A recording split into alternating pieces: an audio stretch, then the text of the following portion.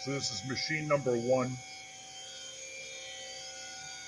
running a warm-up cycle. Unfortunately, I don't know how to do a tool change on this machine. It works, but I don't know how to use it.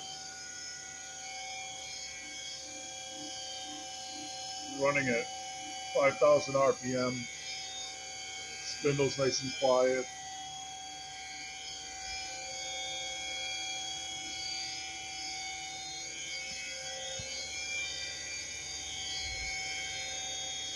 All screws are nice.